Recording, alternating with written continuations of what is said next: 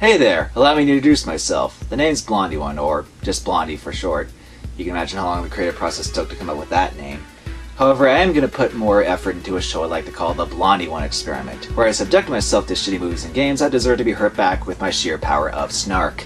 And what better way to start the series off than with a Japanese role-playing game? Now don't get me wrong, I enjoy the classics like the older Final Fantasies, Chrono Trigger and the like, but nowadays most JRPGs just seem off-putting to me. It's like ever since Final Fantasy VII, these games all of a sudden need convoluted fuck-if-you'll-understand right-away storylines, with brooding or annoying spiky-haired protagonists and supporting characters with just as contrived anime personality stereotypes. It also doesn't help that some of these RPGs are more faster and action-oriented. I'm all for innovation, but my reflexes aren't that of a kid anymore, and I just end up frustrated that I can't keep up with half these games, which is why I prefer turn-based combat, thank you very much. It's because of this I've been searching high and low for that RPG that brings back that nostalgia feeling and not piss me off with what the fuck Japan. Well, I almost got that with Lost Odyssey. Lost Odyssey is an RPG exclusively for the Xbox 360 among others at the time in an attempt for Microsoft to get a piece of the Japanese market pie. Of course, that didn't really work as well as they hoped because practically no one owns or wants an Xbox in Japan since they're not big fans of Halo or Gears of War. So because of this, most 360 JRPGs have since been ported to the PlayStation 3, some with minor differences or more content, but I really just own the PS3 because not a whole lot of people bought the 360 version back in the land of the rising sun. Hell, even when Tales of Vesperia actually managed to force Japanese gamers to buy 360s just for that game, a PS3 version came out later over there anyway. Yeah, you thought we'd get pissed off when a new version of a game comes out when we already have the old one? Try buying a system that doesn't appeal to you just for one game you wanted, only for said game to get released on the preferred console afterwards with more content. Anyway, these 360 JRPGs did fare better over here at least, and Lost Odyssey is one of the few that didn't get ported to the PS3, if only because the game is actually published by Microsoft Game Studios themselves. The developers were Mistwalker, who made Blue Dragon beforehand, which was founded by Harinobu Sakaguchi, the creator of Final Fantasy. Yeah, not only did he write and produce this, but Nobuo Uematsu, the composer of Final Fantasy 1 through 10, did the music for this game too, making this possibly more of an authentic Final Fantasy game than the actual Final Fantasy games these days. However, they weren't the only studio that worked on this. While Mistwalker was in charge of the story and aesthetics, a company called Feel Plus worked on the actual gameplay. Hey, what else did Feel Plus make it? Oh. Yeah, don't tell Angry Joe that. I still don't think he fully recovered from that one.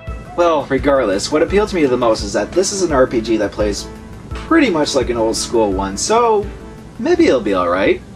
Okay, let's open this baby and wait, what the hell is this? Why is there a disc in a paper sleeve with the manual? Wait, it's disc 4? Where the fuck are the other discs? Oh, you can't be serious. The first 3 discs are stacked on top of each other in the disc spindle. Yeah, I'm sure that's good for them. And because they could only cram 3 of them in there, they put the 4th one in a fucking paper sleeve! Was this really the best way they could think of to package this shit? The Japanese and European versions had cases with proper slots to accommodate the discs better, so why are we stuck with this bullcrap? Was Microsoft really that lazy when releasing the game here and just said, ah fuck it, just cram all the discs in there? Yeah, thanks, now we have to be extra careful when handling the discs, if they aren't already fucked due to the terrible packaging.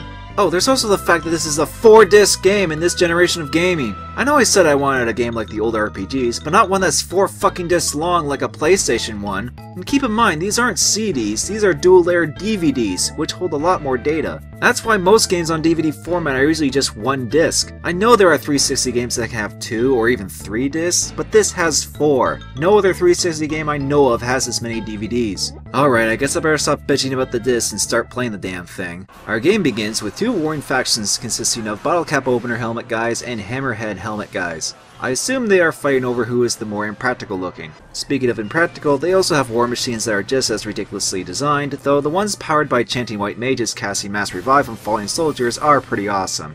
After a while of abstract fantasy warfare, we focus on our protagonist, Kaim Aganar, mowing down hammerheads. As far as his character goes, he's a protagonist. Okay, there is a bit more to it than that. I will give him benefit of the doubt since at least he's in some obnoxious douche I want to cock punch like in other RPGs, but at the same time he can come off as a little broody.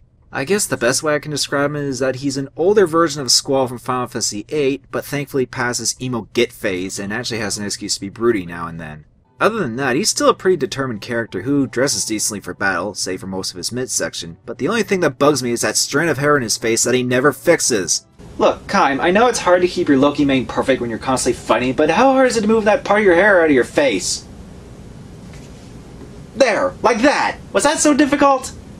Back with that war, we enter the first gameplay battle in a pretty impressive transition from the cutscene. The battle system in this is a turn-based one similar to Final Fantasy X in that there's no active time like in some of the older Final Fantasies or anything fancy like that. Yeah, it's vanilla RPG, but you know what? Some people are fine with just vanilla ice cream. Sometimes it's a bit excessive to add syrup and sprinkles and nuts and Oreo crumbs and whipped cream and sparklers and shit, you know? Once you slash your way through some soldiers, they decide to throw one of the contraptions from earlier at you as a mini-boss. It attacks you by dropping its load on you that could be easy to dodge if Kaim just stepped off to the side a little. Then again, I don't think sidestepping would avoid the twin flamethrowers this thing has as well. In order to destroy, you need to alternate between hitting the two flamethrowers, and after those are gone, Kaim pulls a chrono trigger and stabs the thing to finish it off. But no sooner do you wreck the ground slam flamethrower thingy, a giant meteor comes out of nowhere and annihilates everything. But don't worry, Kaim's fine.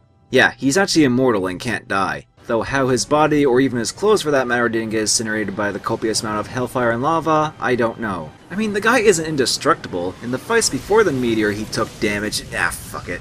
So the next bit has you going through the carnage and fight some undead soldiers because fantasy game. One thing I do notice are the flowing spirits that unfortunately remind me of Final Fantasy X. But as long as it doesn't turn out those are manifestations of Sin, who is somehow Kaim's father, we should be fine.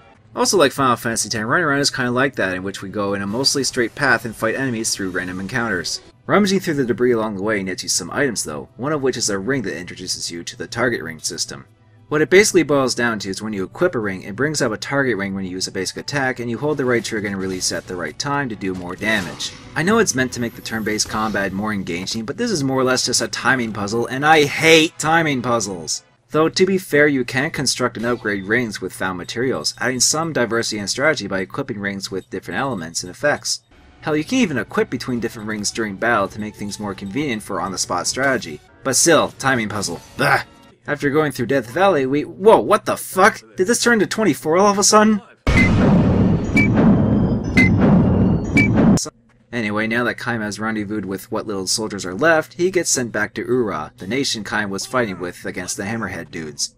Naturally, his ride to the capital is in this weird-looking car thing that shouldn't be able to stay upright like that, but hey, it's magical and shit, no need for logic.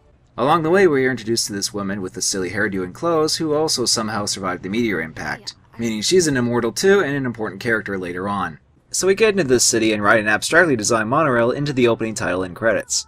Ah, this must be London instead, because there's the 2012 Olympics torch! After that drawn-out credits sequence, the game explains that in the past 30 years, the world has been undergoing a magic industrial revolution, which is why we have all the weird-looking fantasy technology shit. Actually, does this sort of stuff count as magic punk, if that is a legitimate term?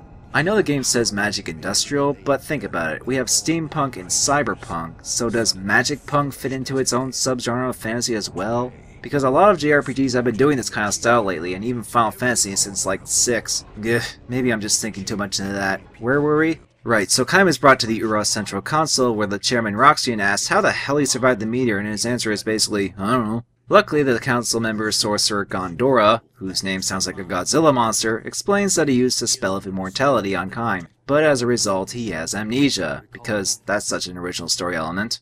So because Kaim is immortal, the council wants to send him to investigate Grand Staff, a giant magic power plant that Gondora is in charge of the construction for. Naturally, Gondora objects, but is turned down when Roxian explains that the communications from Grand Staff has been cut off. Because, you know, sending an immortal is much more impractical than just sending an investigation team. Better safe than sorry, I guess. Kaim also mentions the other immortal he saw earlier, and the council decides that she will go with them to Grand Staff. After the meeting, we're told to head to the hotel for the night, but not before we explore and loot the rest of the towns for items and money in true classic RPG fashion. Most of these items can be found behind posters and probing things. What? Don't give me that look. It's what the game says I'm doing when I'm searching these pots. Grow up. What I do find funny though is that later on, the hotel clerk tells you that any items you find are complimentary of the hotel. Free mouthwash! Free shampoo! Free shower curtain! Okay, I get shampoo and such are complimentary, but why would a hotel have healing items and money and empty cupboards and pots? Not only that, but there's nothing to stop you from going to the other rooms and taking their stuff too. Why does no one ever lock the other doors in a JRPG hotel? Well, at least the hotel tells you that taking items is okay, unlike the people of the random houses and places you wander into and be able to take their shit without them seeming to mind. Sometimes I think this game is trying a little too hard to be like the older RPGs. Now that we pillaged the town, let's head into the hotel. Okay, any day now.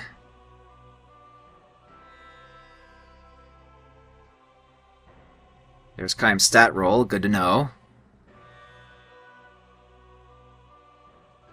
Wow, that took a while. The load times in this game can be a load of ass, I tell ya. While you go rest at the hotel, the Royal Council continues their discussion about Grand Staff and speculates that it was the cause of the meteor earlier. So because of that, construction of Grand Staff is halted and Gondora is suspended and on house arrest. Well, what did you expect, Gondora? It was either the giant magic generator you're building or Sephiroth that casted the giant meteor, and guess which one isn't in this game. Meanwhile, back with Kaim, he suffers through a flashback dream, and when he exits the room, Kaim starts to remember something, but not in the way you expect. You see, when Kaim gets reminded of something in certain areas throughout the game, you unlock a story about his past as part of a series called 1,000 Years of Dreams. When you find a new story, you can read it right away, and it plays out similar to a visual novel. You can also access unlocked stories every time you use a bed, in case you want to read them later, or again, for whatever reason. Now, to the game's credit, these are well written and provide some interesting backstory for Kaim since, yes, he is actually 1,000 years old, which means Gondora is full of shit. The only problem with these stories is that they go on for quite a while and detract from the actual game. I know visual novels are popular in Japan, and I don't hate reading a good story. It's just that I'm playing a video game here. When I play a video game, I expect to play a video game. If I want to read a story, I read a fucking book. Anyway, after dicking around in town some more, Kaim gets followed by someone, a mage named Jansen, who Gondora sent to tell Kaim to meet at his mansion. And when you do head towards it, a cutscene plays with Gondora talking with Prince Tolton, whose father was king of Ura, but when he died, Tolton stepped down from the monarchy because he's a pussy and feels inferior of his lineage, so he let Ura become a republic state. Though he's still content on wearing the guy-looking gold armor all the time. The two basically suck up to each other and they don't want Grand Staff shut down, blah blah blah. So you do go through his lab mansion and meet up with Gondora. However, Jansen is there too, and despite trying to eavesdrop, Gondora assures us he's capable and wants him to join Kaim and the other immortal in the investigation of Grand Staff. Speaking of which, after that meeting, Kaim goes back in town and runs into the aforementioned woman again. Her name is Seth Balmore, who not only is immortal, but lost her memory as well and is said to be a pirate once. So she's the cheery female pirate of the group, huh? Ah! She's the mature, far less annoying version of Riku from Final Fantasy X. Hang on. Hello? This is the internet, you say? And that Tara Strong, who voices Seth in this game, also voiced Riku from Final Fantasy X. Yeah, I get it, thanks. As if this game needed even more connections with Final Fantasy. So yeah, Tara Strong is in this game, because she just is and will be in everything. Though to her credit, Tara's voice for Seth doesn't make me want to solderize my eardrums with a lit Q-tip like Riku's did. After that conversation, Seth just runs off. Even Kaim is like, okay.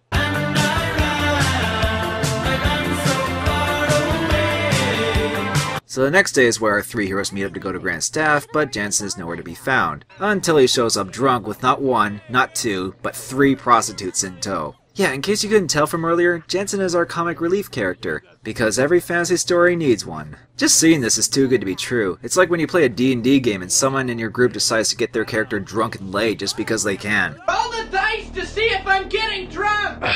Yeah, you are. Are there any girls there? Yeah. But hey, I don't oppose of Jensen bringing some extra company. You know what I'm saying? They even seem to dig Seth. Now that's what I'm talking about. Hey, wait, Seth, no! Don't shoo him away! I'm sure they'll be beneficial for our quest. Haven't you played Grand Theft Auto? They can restore our health. Aww, damn it! I wanted to go with the whores. Well, now that we finally have a party, there are more mechanics introduced. For example, immortals can actually revive themselves in battle after a few turns if they get knocked down, while immortals stay down during battles until you use a phoenix down, angel plume rather, to revive them. It may seem impossible to lose since you have people that never die, but keep in mind the game is still over if everyone is knocked down. Because, hey, even though a meteor didn't phase them much, a good hit to the head will still knock an immortal cold and give the enemy time to incapacitate them or something before they can get back up. Another mechanic is that immortals can learn skills from mortals by linking them in a menu and gaining skill points in battle. Once you earn enough skill points, the immortal character learns it and can assign the skill to a skill slot, while mortals learn skills on their own as they level up. Not only that, but this applies to skill items you can equip as well, kinda like in Final Fantasy IX. There's also the map system once you leave town to pick your destination, like Final Fantasy X's. Stop reminding me of that one! Once we go into a mountain pass, the first battle gives us a tutorial on battle formation. You can have up to 5 party members in this game with front and back rows like in Final Fantasy IV. Only in this game you have a system called a guard condition, which reduces damage to the back row based on the HP of the front row characters, but goes down the more damage the front row takes, and the back row takes more damage the more the guard condition is reduced. And keep in mind this applies to enemy groups as well. Only problem with this is that the only way to restore points for the guard condition during a battle is to use certain skills and spells. Which means if the guard condition goes completely down, the back row can easily get fucked. I see how this works, but it just adds another thing to worry about and hope it doesn't get drained during battles and make them really hard, especially during bosses. Like this first boss fight on the mountain summit with a griffin. Bosses in this game are relentless and can pretty much butt-fuck you if you're not prepared. But even if you know what you're doing, the bosses can still throw in some cheap shots and spam powerful attacks to wipe the floor with you. It can get frustrating as you need a combination of good skill and luck to endure these fights. After a few tries with the Gryffindor mascot, I resorted to level grinding a little bit and threw some firebomb items at it to kill it. Once we get past the mountain, our trio gets to the building site of Grand Staff and the nearby beach going up to it. You say the magic leaking from Grand Staff is affecting the environment and causing monsters to appear? You know, despite the hazardous magic leaking everywhere, the coral reef itself still looks pretty healthy despite giant crustaceans and such everywhere. Hey, look, a magic thingy! Let's just go over and ram it for an item, but bullshit! Why did that trigger a battle? Yeah, those things you have to time not getting blasted or else, boom, enemies. Oh, and check out the sound Jansen's staff makes on the sand before battle. After running through the beach, we finally get to Grand Staff and... yeah... I don't think even the handy mage secret weapon duct tape will be enough to stop all that leaking magic. But before our heroes can do anything, a giant glowing dune worm feeding on the magic energy comes down and attacks. This boss fight has a gimmick where it doesn't attack you directly, but sucks up the magic energy from its bug minions that charge up and unleashes paralyzing fire when the meter is full, meaning you have to balance between attacking it and getting rid of the smaller bugs so it doesn't charge the magic meter as fast. There, took care of that. Wait, we have to fight another one? Why? Fuck you, game!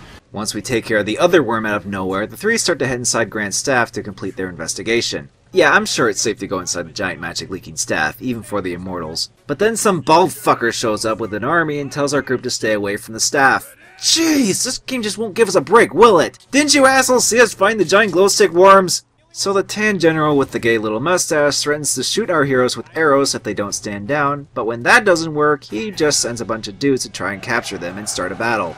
While this is just fighting a group of soldiers, it can still be a nuisance since you have to wait and go through all their attacks. Not only that, but the archers start shooting arrows at you too, adding even more to the gangbang. However, there are more than just 6 guys in their army, and after dealing with those, Kaim and the gang are still massively outnumbered. However, Seth sees the leaking magic pipe and tells Jansen to ignite it. Oh, don't worry Jansen, I'm sure it'll be fine. Oh. After that plan literally backfired, our heroes are now captured by the army of Nomura, which is normally a neutral, peaceful country, but since the general Kakanis is a douche, he accuses the 3 of being Uro spies. They in turn lie and say they were just travelers, but Kakanis of course doesn't believe them and is not the forgiving type. Especially when he doesn't take his queen, Mina, very seriously, which ticks off Jansen. What's this? I speak with Her Majesty's voice, crap. Hey! Making fun of him is my job, Jansen. Lay off! After that, we come to the startling conclusion that we're still captured, but can still move around and even switch characters. Ooh, I know! Use a bottle of ketchup to fake stabbing yourself to lure the guard and wait, no, wrong game, my bad. So, what can we do exactly? Well, nothing apparently, as our American gladiator ball cages get on board a ship called the White Boa, and the gang is transferred to a jail cell in that. Okay, let me just ask one small question. What was the point of being able to move around and switch characters in the cells earlier? Ugh! Fortunately, Jansen has something up his sleeve, a magic crystal that Gondora gave him to use on Kaim or Seth if their memories start to come back. Gee, I wonder if Gondora doesn't want Kaim or Seth to remember something that involves him.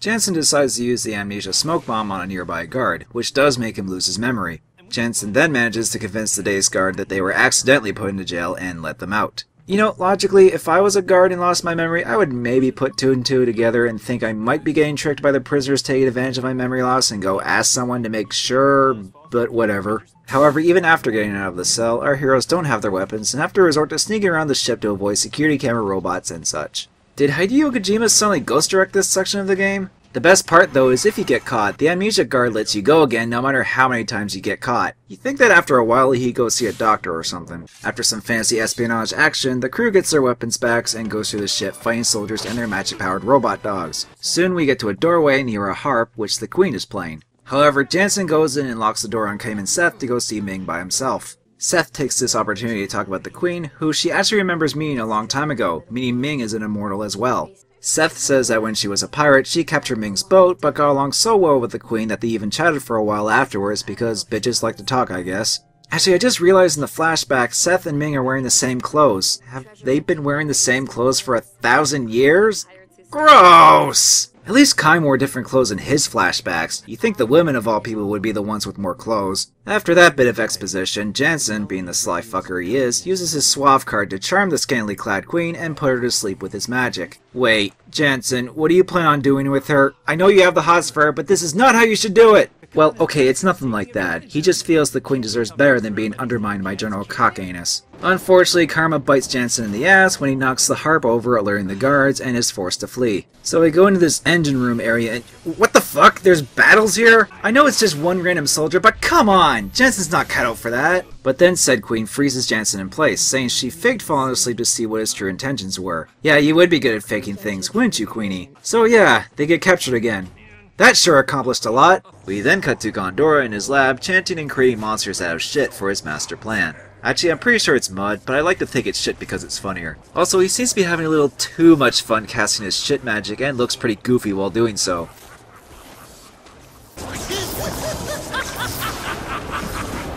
And yeah, if you somehow couldn't tell from earlier, Gondora is our villain, now filling his maniacal laughter quota. But really, would you trust someone with eyebrows and a goatee like that? After that goofball performance, the white boy arrives back in Numara. Despite the failed escape attempt and the fact that Jansen tried to kidnap royalty and that the gang murdered several guards, the Queen lets them go on a message of peace and goodwill and allows them to go about the town freely. Okay, thanks. Now I can go around and loot the town while I'm at it, suckers! Meanwhile, it turns out Kakanas is planning on keeping an eye on Kaim and company to see if they are from Ura, which he will then arrest and use them for negotiations against Ura since he suspects Grand Staff is a weapon. Because of this, he's preparing Numara for war against Ura. This action is for the sake of the entire world. Yes, because declaring war is not hypocritical and protecting our nation. God damn it! Jansen actually impersonates the fucker better than I can. You win this round, Jansen. I am the greatest! With all that said, the peace-loving Queen strongly opposes of this and uses her magic powers to prevent that cockiness from starting a war. Or she can just be the womanly woman she is and faint from the shock of hearing all that. Back with our three amigos, they head towards a ruined part of the town where they come across a couple of kids, who are sister and brother to each other, buy some flowers. They are Cook and Mac, and are taking care of the flowers and not letting anyone pick any. Because of that, things start to escalate when some asshole soldiers arrive and try to take one. Whoa.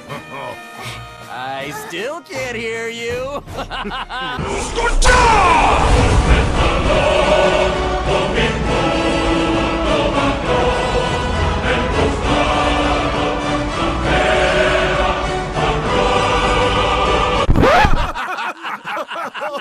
I guess you aren't a Dragon Ball after all, Mac.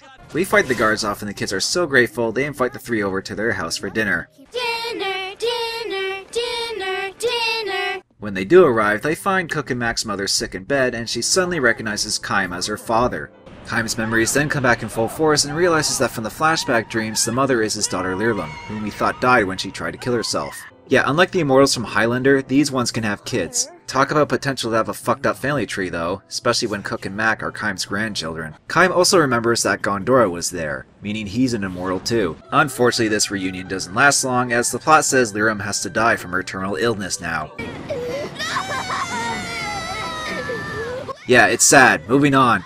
I'm sorry, but this is just too contrived to make me sad. And really, what kind of a pussy gets emotional over something like this in a video game?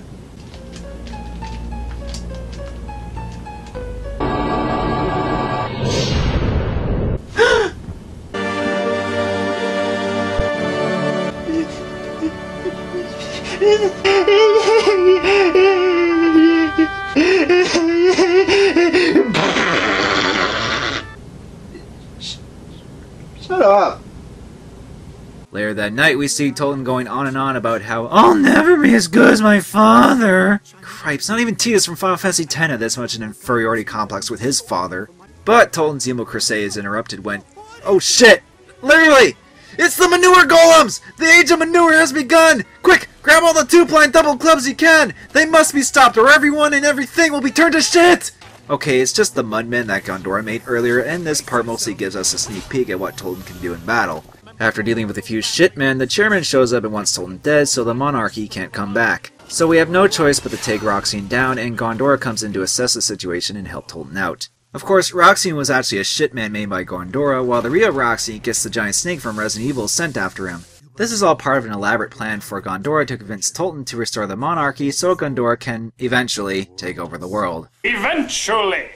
The following morning, Slash, in a more colorful getup than usual, shows up to arrange the funeral for Liram. You're seriously doing this game? A funeral sequence? Well, whatever, it's just another cutscene. Or not, as we have to run around the ghost town and pick flowers. Why are we doing this? How does a game go from fighting monsters as a badass immortal to running around as a little girl picking flowers? And you need to get 10 of them. Not only that, but after Cook gets all the flowers, Kaim has to run around and pick up 10 sticks! It's bad enough you make me do this once, but twice? There's no point to do this gameplay-wise! It's just busy work! This isn't fun! And where the fuck is that last stick? Okay, there, done. Can we now have the funeral and move on? Oh, come on! There's a torchlighting minigame during the funeral? Why? I'd rather watch the Olympic torchlighting ceremony again than do this! After that, Liram is finally casted out to sea. Sure was convenient that the funeral dock was right next to her house. So with their mother gone, Cook and Mac are now Kaim's responsibility since their father is dead too, and everyone decides to go find Kaim's wife, Sarah. Great, now we have to bring along these rugrats and put them in danger.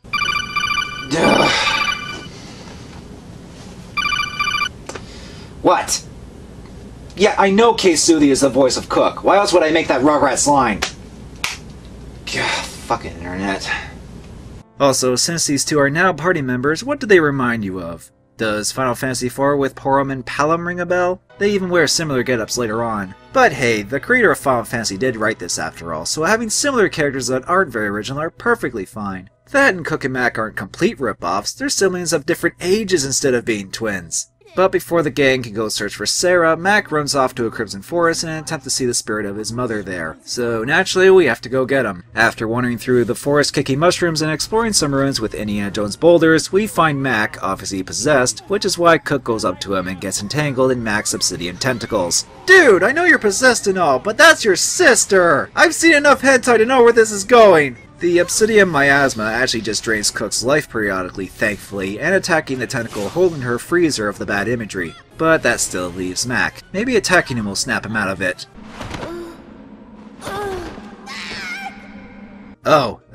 Whoops. What you're supposed to do is put Mac to sleep with Jansen's sleep spell and attack the miasma itself while he's asleep. Just keep that up and Mac will be free, much to the relief of his sister. Cook!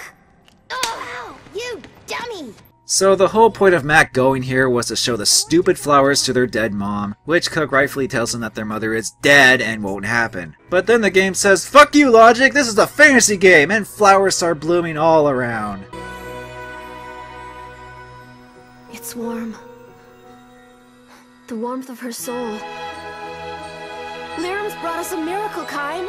No, I'm not buying this sugar-coated bullshit, no! I know this is supposed to be a very touchy moment that just plucks away at my heartstrings, but here it's just yanking them violently everywhere while screaming, "You will be invested into the story, damn it!" I just...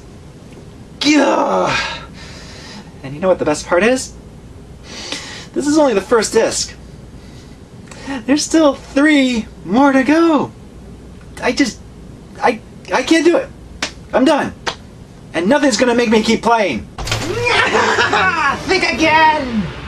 What in the fuck are you? Fool! I am the master of all science! Dr. Blonsano! Blonsano? I thought my name was lame. Silence! You will not talk to your future self like that. Wait, you're my future... huh? Oh, it's quite simple, really. You see, after you reviewed Lost Odyssey, you became obsessed with the magic technology in that game, and became the brilliant scientist you see before you. Then I used my newly developed magic technology to go back into time to ensure that you, my past self, will continue the review so I can become the scientist you see here. That's not simple at all! You're saying that this game will make me into some mad scientist bent on world domination or some shit like that? Oh, well, excuse me, my younger, naive self. Just be thankful you became me and not that bum from an alternate dimension. The what? Oh my god, this is the greatest Benjamin game I ever played in my life! Ah! Where did it come from? Oh crap, I just had to say it, didn't I? Seems like my time traveling has caused some slight fluctuations with the space-time continuum, and good old Mr. Blonde E-Bum has slipped in here. Oh yeah, that is my name, and this time I won't forget. Who am I? What am I doing here again? Oh yeah, the Benjamin game! So there's this guy named Kine, and he's like a bajillion years old! And the reason he's a bajillion years old is because he's immortal! I was an immortal once! Just like that Charles Dickens bum from that one movie that one of those guys reviewed, Cinnamon Brain or Film Snob, one of those two. So we go around and fight a bunch of monsters, and then we talk to a bunch of people, that's more than enough for you. Oh my god! Hey, you just killed him! Or me, or that alternate dimension bum of me, or us. Trust me, he's better off that way. Didn't you see him jump cut like that? Those reviewing bums have their mysterious ways of screwing with the time-space continuum, I tell ya. Besides, most of your fans won't like him anyway. Now as for you, you will continue your work, or else a time paradox will happen. And we don't want that to happen because everything we know will be completely and utterly destroyed. All I ever wanted to do was just make videos on the internet making fun of video games. But knowing this shit will happen makes me not want to. But if I don't, the time loop will cause a paradox, and then there was this bum that showed up, and I don't even know if he was supposed to, or if it was part of the time loop, and I just...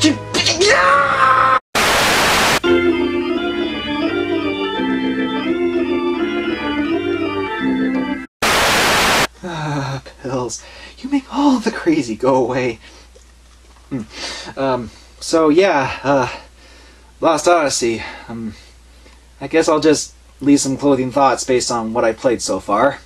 This game is not that bad actually, but there are still some things I can nitpick. The game feels like a mismatch of several things from previous Final Fantasy games, which doesn't make it very innovative, but I would gladly have this be Final Fantasy XIII instead of the actual Final Fantasy XIII. The load times are long though, and the difficulty likes to spike, especially during boss battles. But the combat is solid, the graphics look nice, the music by Nobuo Uematsu is good, the story, while a bit too melodramatic at times, is well written, and the characters are not bad, even if not all that original. So with all that said, I don't know. Either way, I don't really feel like playing this game anymore right now. But even though I try to be fair for once, I can still hear the complaints coming. I actually like this game, and I didn't like you making fun of it. Your standards are just too high. You just don't like all RPGs. Hey, you can all just shut the fuck up, okay? Because there are actually other RPGs these days I do like, such as...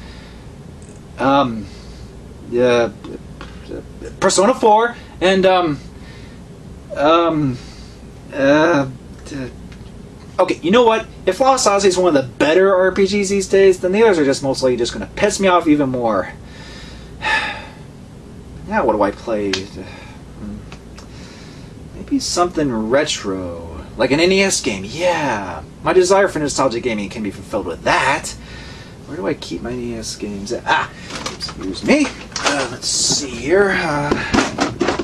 Here we go. What do we got here? The Adventures of Bayou Billy? Sure, why not? Oh, and some asshole's name is written on it. Don't you just hate getting games with shit like that on it? Yeah, oh well. But yeah, I mean, I can't get any more pissed at this than at a modern JRPG, right?